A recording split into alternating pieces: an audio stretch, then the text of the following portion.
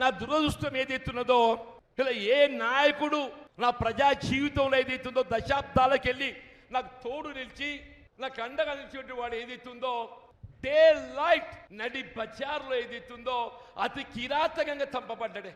ఇవాళ ఇంత దారుణమైనటువంటి సంఘటన ఒక కాంగ్రెస్ కార్యకర్తకు నా తోడు నిలిచేటువంటి వాడి జరిగితే నేను స్పందించద్దే. నేను స్పందించి ప్రొటెక్ట్ చేస్తే వీళ్ళ ముఖ్యమంత్రి గారు శాంతి భద్రతల పర్యవేక్షకుడు, నేను శాసన మండలి సభ్యుడిని. ఒక కాంగ్రెస్ కార్యకర్త అతి దారుణంగా చంపబడ్డైతే ఆ శాసన మండలి సభ్యుడికి కనీస ఓదార్పు ఏం జీవన్ ఏం ఎట్లా జరిగింది సంఘటన అట్లా జరిగింది, ఐఎమ్ సారీ, జరగవలసింది కాదు, ఆ కుటుంబాన్ని ఆదుకుందాం, ఆ కుటుంబాన్ని కనీస ఓదార్పు ప్రభుత్వంకి వెళ్ళి నా స్థాయి ఒక ఎమ్మెల్సీ ముఖ్యమంత్రి గారితో ఓదార్పు పొందే స్థాయి కాదా నేనాది. ఇలా కుటుంబ సభ్యుని కోల్పోయినప్పుడు ఏదైతుందో నేను కనీస ఓదార్పు కోరుకోవటం సహజం కాదా అంటున్నాను. నేను ప్రభుత్వం కొనసాగు అని చెప్పంటే నన్ను ఏ విధంగా కొనసాగమంటారే? నా కార్యకర్తల హక్కులను కాపాడలేక ఆ కుటుంబం బలైపోతే మీ సంయమనం పాటించాలి. ఏ సంయమనం పాటిస్తాను, ఆయన సంయమనం పాటించిన బెటర్ లేట్ దాన్ ఎవర్, ఏదో న్యాయం జరుగుద్ది అనుకున్నాను. పదవుల కోసం తాపత్రయం కాదు, కానీ కళ్ళ ముందట పదవుల నియామకంలో ఏదైతుందో జరుగుతున్న పరిణామాల వల్ల కార్యకర్తల కుటుంబాలు బలైపోతే పార్టీ స్పందన లేకుంటే ప్రభుత్వ స్పందన లేకుంటే మరి ఏ విధంగా కొనసాగడం అని చెప్పంటాడు. ఎండోమెంట్ నియామకాలు ఒక దుబ్బరాజేశ్వర స్వామి మినహా అన్ని నేను స్వయంగా న్యాయవాదినే, నాకు న్యాయవాదులతో సాన్నిహిత్యం ఉంటుంది. ప్రభుత్వ న్యాయవాదుల నియామకాలలో కూడా నా సలహా లేదు, నా సూచన లేదు, నా సంప్రదింపు లేదు. నో నాలెడ్జ్ ఎట్టా ఇలా గవర్నమెంట్ అడ్మినిస్ట్రేషన్ ఏ విధంగా కొనసాగుతుంది గమనిస్తుందా? నిన్న టీఆర్ఎస్ ప్రభుత్వ హయాంలో ఏ పోలీస్ అధికార యంత్రాంగం ఇదే కాంగ్రెస్ కార్యకర్తలపై నియంత్రిత పోగడలతో ఏదైతుందో ఆధిపత్యం అరాచకం చేసిన వాళ్ళని తీసుకొచ్చి మళ్ళీ మన జగిత్యాల పెట్టి అదే నిన్న టీఆర్ఎస్ వద్ద చుట్టమవుతాడు, కాంగ్రెస్ వద్ద కుర్చీ ఉండదు, వానికి ఎంట్రీ ఉండదు. ఈ ప్రభుత్వం మాది అని ఫీలింగ్ ఉండద్దు అని చెప్పంటూ నేను స్థానిక సంస్థల మున్సిపల్ ఎన్నికలు చూసింది మీరు. నేను Gandhi Bhavan I don't know, అరే నేను షాక్ అయిపోయినా. మీరు ఎమ్మెల్యే గారితో ఏదైనా మాట్లాడదలుచుకుంటే సరే మంత్రి గారు ఇంటికి పిలిచి మాట్లాడతారు, ఇంకెక్కడ పిలిచి మాట్లాడతారు. డైరెక్ట్ గాంధీ భవన్గా పిలిచి ఏదైతుందో స్థానిక సంస్థల ఎన్నికల స్ట్రాటజీ మీటింగ్ స్పీకర్ గారి దగ్గర ఏదైతుందో అనే యాంటీ డిఫెక్షన్ అదే లా ఏదైతుందో అది తీర్పుకున్నది. What indication it gives? వీళ్ళ కాంగ్రెస్ పార్టీ ఇది ఒక జాతీయ పార్టీ. ఒకవైపు మన నాయకులు రాహుల్ గాంధీ గారు ఏదైతుందో జై బాపు, జై భీమ్, జై సంవిధాన్, 10th షెడ్యూల్, 5 న్యాయ్ నినాదంతో ముందుకు పోతుంటే నీరుగార్చే విధంగా నాకు ఆశ్చర్యం ఏంటంటే సికింద్రాబాద్ ఇంటెలెక్చువల్ కాన్ఫరెన్సియా మీరు దానా నాగేందర్ గారిని అభ్యర్థి చేయదలుచుకుంటే ఆయన అసెంబ్లీకి రాజీనామా చేయించి పెడితే అయిపోతుండే కదా. The whole intensive society was observing.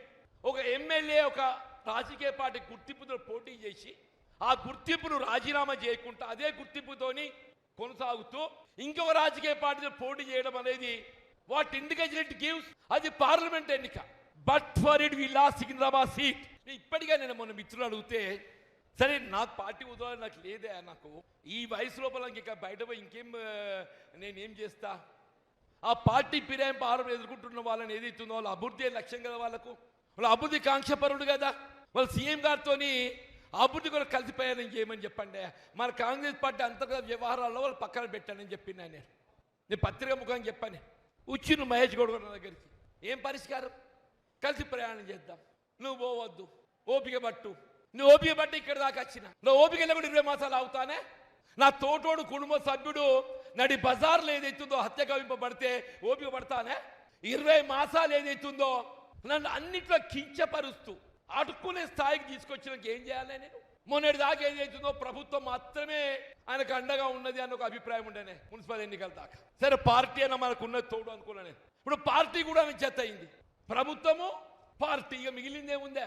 నేను కనీసం వాళ్ళ ఆత్మ అభిమానాన్ని కాపాడాలి. నాకు వాళ్ళకు ఏ పదవులు ఇచ్చినా చెప్పి పదవులు ఇచ్చే శక్తి నా చేతిలో వేకింది. వాస్తవంగా ఇవ్వాలని దినంలో మీరు ఎవరి పదవులు ఇస్తుందో ఏం చేస్తుండో నేను శాసన మండలి సభ్యుడిగా ఏకైక సభ్యుడిగా 5 సంవత్సరాలు పోరాటం చేసిన పిసిసి అధ్యక్షుడు రేవంత్ రెడ్డి గారు ఏదైతుందో వారి ఆధ్వర్యంలో వారి నాయకత్వంలో కాంగ్రెస్ పార్టీ ప్రభుత్వం అధికారానికి వచ్చింది. ఈ deserves to become the chief minister. Bhatti గారు సిఎల్పి నాయకుడు, definitely he must be given respect అని ఉప ముఖ్యమంత్రి పదవి ఇచ్చిండ్రు, ఇవ్వాలి.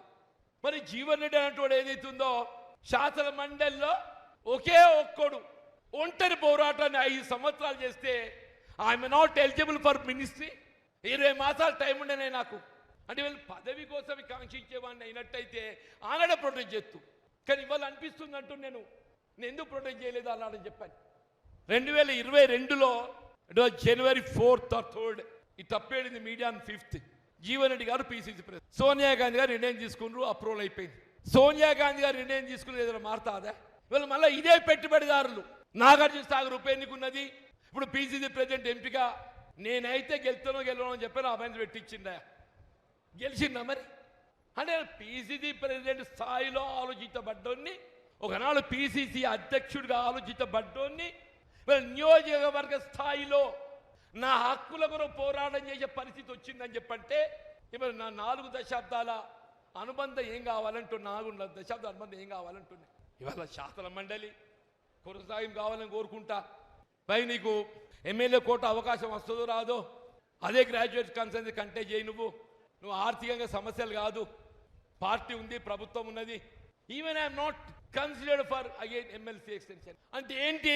వీడికి ఏ హోదా కల్పించే మళ్ళా జగించాలని ఏదైతుందో వీడి మాట నెగ్గించుకుంటాడు. వీడిని ఇట్లే అనగదొక్కబడాలి. ఇదేనా నీ ఆలోచన? ఎదిరించి పోరాటం చేయడం నాకు కొత్త కాదు. నేను అన్నాడు చంద్రబాబు నాయుడు ఎదిరించి పోరాటం చేసి, నేను కేసీఆర్ ఎదిరించి పోరాటం చేసి, నేను ఇవాళ రేవంత్ రెడ్డి గారిని కూడా ఎదిరించి పోరాటం చేస్తా అంటూ నేను ఇవాళ చెప్తున్నా. నేను జగిత్యాల్లో చేపట్టబడ్డటువంటి కార్యక్రమాలు నీ కొడంగల్ లేవు, నీ సిద్దిపేట లేవు, సిరిసిల్ల లేవు అని చెప్పంటున్నాను. దేవుడు అవకాశం ఇస్తే తెలంగాణ రాష్ట్రమే కాదు జాతీయ స్థాయిలో జగిత్యాలు గుర్తింపచ్చే విధంగా దీన్ని అభివృద్ధి చేయడం సంకల్పం చెప్పండి. ఇది మళ్ళీ 10 ఏళ్ళు కష్టపడ్డాం, 2 ఏళ్ళు గడిచిపోయింది అవమానాలతోని, 2 ఏళ్ళు అవమానాలతో గడిచిపోయింది. ఈ 2 ఏళ్ళు పోరాటంతో గడుపుతాం. మన లక్ష్యం ధర్మ పోరాటం, మన ధర్మ పోరాటం చెప్పండి, న్యాయం కోసం మన హక్కులకు పోరాటం చేస్తామని చెప్పంటున్నా.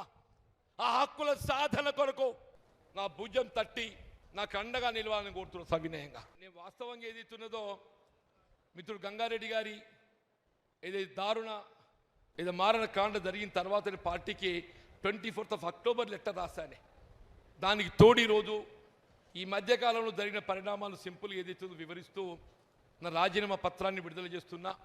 దయచేసి మా మిత్రులు, సహచరులు, ఇంతకాలం నాకు తోడు ఇచ్చినటువంటి ఒక మిత్రులందరినీ కూడా నాతో తోడు నిలవాలని చెప్పని, నా తోడు నిలవడానికి ముందుకొచ్చే సంసిద్ధంగా ఉన్నటువంటి ఒక సహోదరు అందరినీ కూడా చెయ్యెత్తాలని కోరుతున్నానే.